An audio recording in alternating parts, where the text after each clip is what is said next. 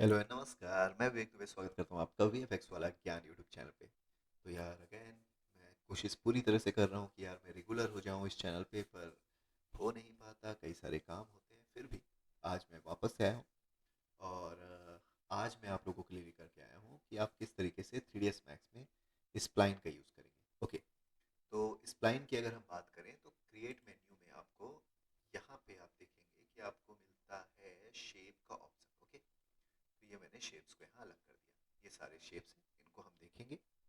साथ ही साथ इसी तरीके से अगर आप कमांड पैनल पे जाएं तो यहाँ पे भी आपको ये शेप का ऑप्शन मिलता है, जिसके अंदर में आपको स्प्लाइंस मिलते हैं।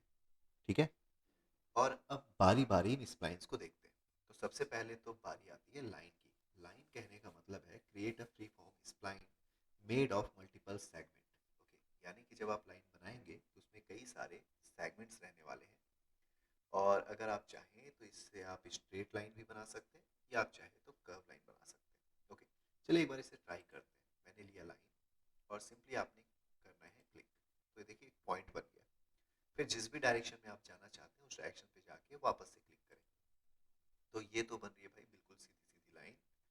अगर आप चाहते हो कि ये जो पॉइंटेड लाइन है ये यहाँ से कर्व हो जाए, तो आपको सिंपली करना क्या है, क्लिक करके ड्रैग करना है माउस के लेफ्ट बटन को। ओके, फिर अगर आपने एक सिंपल क्लिक किया तो ये इस तरीके से पॉइंटेड हो जाएगा।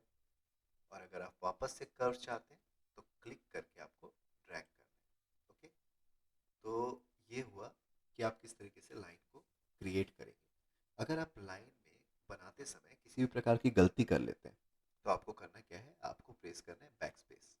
ओके, तो ये पिछला जो भी आपने पॉइंट्स बनाया है उसे आपका रिमूव करता जाएगा। ओके, आप चाहें तो ओपन शेप भी बना सकते हैं, या फिर आप चाहें तो फिर इस पॉइंट को ले जाके यहाँ पे जोड़ दें, जिससे आपका क्लोज शेप बन जाएगा। ओके, अभी आपको एक मैसेज दे रहा है क्लोज स्प्लाइन, यस या नो, डिसीजन आपका रहेगा। अभी फिलहाल हम कर देते हैं यस।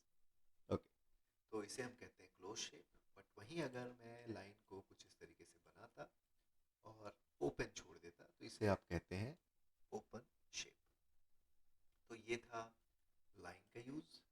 अगर आप लाइन टूल लेते हैं और शिफ्ट के साथ लाइन क्रिएट करते हैं तो आप बिल्कुल हॉरिजेंटल और वर्टिकल स्ट्रेट लाइन ड्रॉ कर पाएंगे। ओके, तो ये हमने जान लिया कि आपको लाइन टूल का यूज़ कैसे करना है।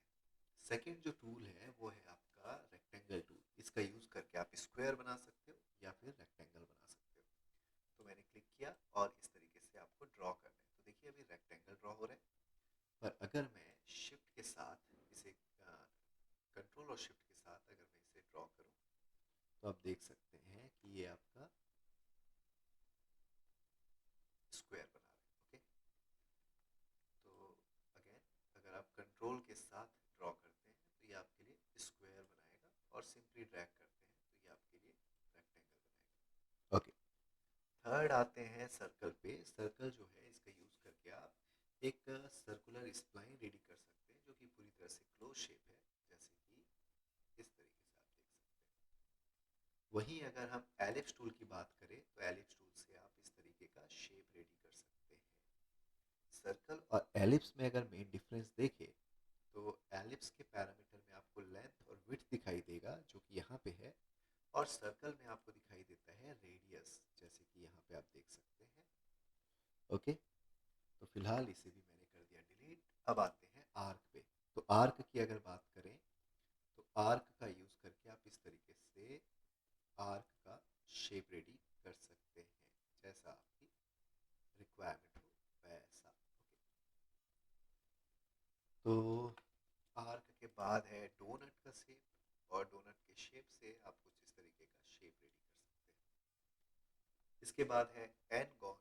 एन गॉन कहने का मतलब है, एन मतलब नंबर्स, नंबर्स ऑफ गॉन आप कंट्रोल कर सकते हैं, जैसे कि यहाँ पे आप देख सकते हैं 1 2 3 4 5 6। और आप चाहें तो इसके साइड्स को कंट्रोल कर सकते हैं, जैसे कि मॉडिफायर पे जाके मैंने इसके साइड्स को कंट्रोल किया। आप चाहो तो इससे ट्रायंगल, रेक्टेंगल, स्क्वायर या फिर पेंटागन, हेक्सागन भी रेडी कर सकते हैं। इसके बाद बारी आती है स्टार की। तो आप इसका यूज करके स्टार रेडी कर सकते हैं। और मॉडिफायर पे जा करके इसके पैरामीटर को देखना ना भूलें, क्योंकि यहाँ आपको मिलेगा रेडियस 1, रेडियस 2, पॉइंट्स। इसी तरीके से पॉइंट्स में डिस्टॉर्शन का भी इफेक्ट मिलेगा, जिससे आप कुछ इस तरीके से शेप रेडी कर सकते हैं। और साथ ही साथ फिलेट रेडियस 1 और फिलेट रेडियस 2 के थ्रू आप इसके कर्व को कुछ इस तरीके से कंट्रोल कर सकते हैं। ओके, देन टेक्स्ट टेक्स्ट का यूज़ करके आप कुछ भी टेक्स्ट टाइप कर सकते हैं। जैसे यहाँ पे मैंने लिख दिया VFX, तो आप देख सकते हैं इस तरीके से ये टेक्स्ट आपको व्यूपोर्ट पे दिखाई देगा। अभी ये 2D शेप का बना हुआ टेक्स्ट है, आगे चल के हम इसे 3D में भी कन्वर्ट करना देखेंगे। फिर आती है हेलिक्स की बारी। हेलिक्स अगर आप क्रिएट करते हैं तो ये कुछ इस तरीके का शेप क्रिएट करके आपको देता है। ओके, फिर आता है सेक्शन। सेक्शन जनरली कोई शेप नहीं है, ये शेप क्रिएट करने का एक बहुत ही अच्छा टूल है। इसे भी हम आगे देखने वाले हैं, तो चैनल के साथ बने रहिएगा, चैनल को सब्सक्राइब कर लीजिएगा ताकि आप 3ds मैक्स को बहुत अच्छे से सीख सकें। इसके बाद बारी आती है एग शेप की, जो कि आपको एग के जैसा शेप प्रोवाइड करता है। ओके, तो ये थे यहाँ से लेके यहाँ तक के सारे ऑप्शंस। अब बचा एक फ्री हैंड। फ्री हैंड का यूज़ करके आप अपने हिसाब से फ्री फॉर्म शेप रेडी कर सकते हैं। ओके, तो ये था आज का वीडियो, जिसमें हमने केवल ये जाना कि 3ds मैक्स पे शेप के ऑप्शंस होते हैं। अगर आप सच में 3ds मैक्स सीखना चाहते हैं तो इन हर एक ऑप्शन को कम से कम कई बार, जितनी ज़्यादा हो सके, या जब तक आपको चीज़ें याद नहीं हो जाती तब तक क्रिएट करके देखें, उसकी प्रैक्टिस करें, ताकि आगे आने वाले वीडियोस में मैं जो भी मॉडल्स रेडी करूं आप उसे बहुत ही आसानी से समझ सकें और हमें पिछले वीडियोस को देखने की ज़रूरत ना पड़े।